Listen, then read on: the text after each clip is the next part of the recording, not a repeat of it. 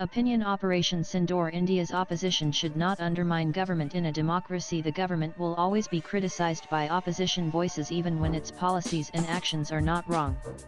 How else will the opposition find political space for itself when one talks of the opposition? It includes social activists, journalists, political commentators, and others who are also critical of the government for ideological, intellectual and other reasons. But such criticism should not be at the cost of larger national interest. These broad opposition circles in India are creating controversies over the post-Pahalgam Operation Sindoor against Pakistan, which abets its propaganda and plays into the hands of anti-Indian lobbies abroad.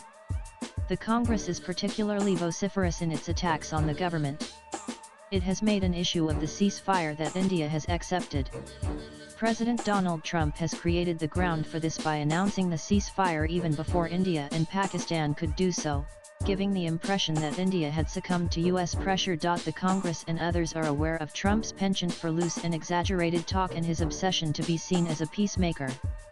His inconsistent and contradictory commentary on the Ukraine conflict, sometimes showing an understanding of Russia's military action and at other times condemning it and threatening more sanctions, should give thought to those who would take him at his word. Why engage in distasteful rhetoric of the Narendra surrender kind? That the US intervened diplomatically with India and Pakistan to avoid an escalation of the conflict was to be expected given decades of US involvement in the subcontinent largely in favor of Pakistan, as well as concerns about the implications of nuclear-armed and increasingly radicalized Pakistan's military defeat. That could raise the possibility of an eventual breakup of Pakistan, as the army is seen as the glue that binds the country together. With the independence movement in Balochistan and the violent activities of the TTP from Afghan soil, these concerns must have become sharper. The US has always backed a strategic balance in the subcontinent which requires a Pakistan capable of standing up to India, even if this is not the only reason for America's soft handling of that country. Irrespective of the US role, would the Congress have wanted the military action to continue? To what end and at what cost? One can legitimately argue that a prolonged conflict was neither in India's plans nor seen as desirable.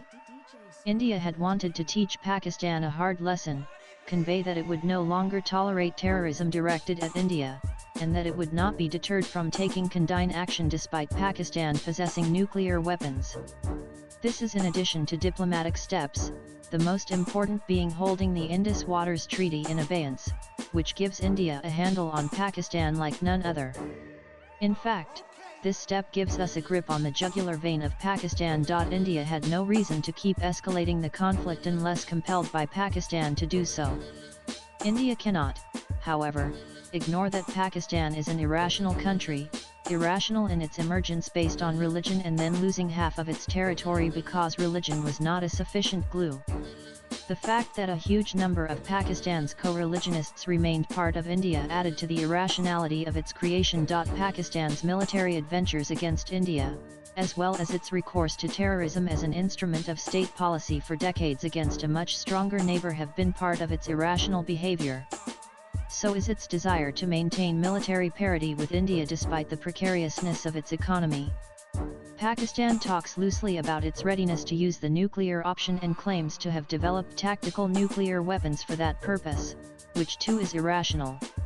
Pakistan is not learning from Russia's case, which notwithstanding its formidable nuclear arsenal is unable to use its existence to prevent NATO from waging a proxy war against it. To top all this, Pakistan now has a military chief who is a rabid India-hating Islamist.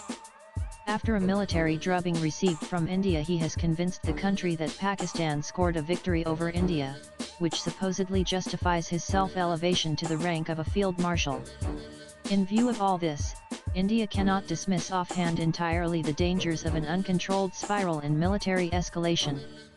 Our Chief of Defence Staff CDs in his public comments at the recent Shangri-La dialogue at Singapore has given credit to Pakistan that in the recent conflict there was no irresponsible nuclear signalling on its part. One can say that Pakistan had no need to do so, as we had made it clear at the very start that our target was not the Pakistani military but the country's terrorist infrastructure. In other words, a readiness to de-escalate after the initial blows seemed a part of our overall strategy. One assumes that the CDS's intention was to de-dramatize the danger of the India-Pakistan conflict going nuclear, as well as to rebut Trump's exaggerated claim that he had helped to avert a nuclear showdown in the subcontinent by his intervention and thus prevented loss of millions of lives. India does not need a prolonged military conflict with Pakistan. India has already very substantially raised the level of dissuasion when it comes to Pakistan using the terror weapon against it. This is enough from our point of view for the time being. India's priority will remain its economic growth, developing its industrial manufacturing base, including in the defense sector, becoming part of global supply chains, investing in critical technologies, increasing its weight in the international system so that it can have more say in shaping the rules of global governance. India's ambitious agenda of Viksit Bharat by 2047 can be derailed by an all-out conflict with Pakistan. To say India has been hyphenated with Pakistan because of Trump equating them in his remarks and offering to mediate in resolving the Kashmir issue has no real basis.